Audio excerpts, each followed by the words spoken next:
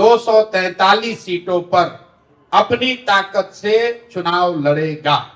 जनता को मनाने का, समझाने का जो भी यथासंभव प्रयास है, जो भगवान ने शक्ति बुद्धि दी है, वो सब लगाया जाएगा। जनता अगर समझती है तो ठीक है, नहीं समझती है तो मालिक जनता है, वो जिसको तय करेगी वो आगे यहाँ सरकार बनाएगा।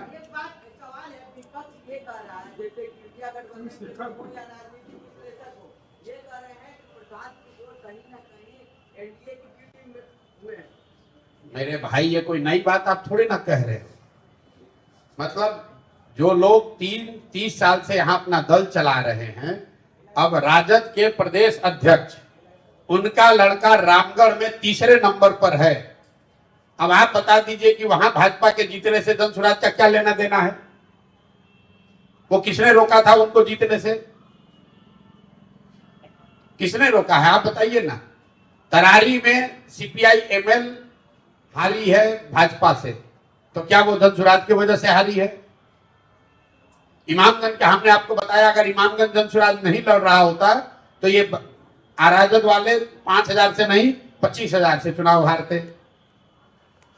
बेलागंज के बारे में क्या कहेंगे? बेलागंज में जितने वोटों से, जितने आपको वोट मिले उतने ही वोट से आरजेडी हारी, उसी आसपास वोट से। किसने कहा ये बात? बेलागंज में जनसुराज को 17,000 वोट मिला है।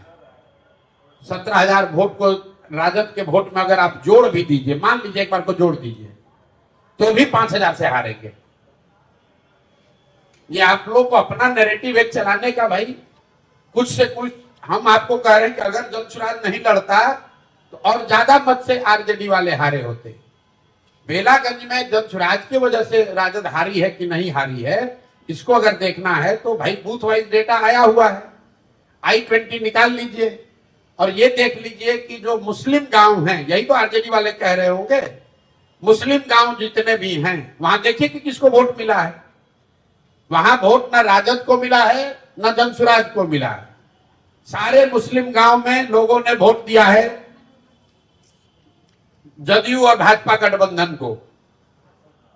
तो ये जाके वहां के मुसलमानों से पूछिए, उन्होंने वोट दिया है, जिसको वोट दिया है वो जीत कर आया है। 2 साल का प्रयास काम नहीं आया क्या पता? 2 साल से आप पद यात्रा पे हैं, उसी के आधार पर पार्टी का नाम किया।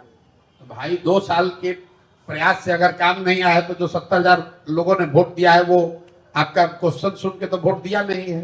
जनसुराज का जो अभियान हमने शुरू किया है वो 10% वोट के लिए नहीं है, किसी को जिताने हराने के लिए नहीं है, बिहार में व्यवस्था परिवर्तन के लिए है। पहले भी कहता रहा हूं कि मैं इस बात से वाकिफ हूं कि ये कठिन काम है, लेकिन कठिन है इसीलिए मुझे करना है। मुझे ये इस बात का एहसास है कि इसको करने में 10 वर्ष भी लग सकता है, लेकिन आप मत घबराइए, हम 10 वर्ष भी अगर लगेगा तो करे बगैर नहीं मानेंगे, बिल्कुल किया जाएगा। 10% वोट बिहार में ये साधारण बात नहीं है। जो यहाँ 3 दल रूलिंग दल है जो गठबंधन में लड़ते हैं, पिछले बार विधानसभा चुनाव में भाजपा को 19.6% वोट आया है बिहार में। 19.6% भाजपा को वोट आया है, देश की सबसे बड़ी पार्टी है। और हम लोग 1 महीना पहले पार्टी बना है, सिंबल जनसुराज को 1 नवंबर को मिला है। जो लोग चुनाव लड़े वो सिर्फ 10 दिन उनके पास अवसर था घर घर पहुंचाने के लिए कि ये हमारा सिंबल है।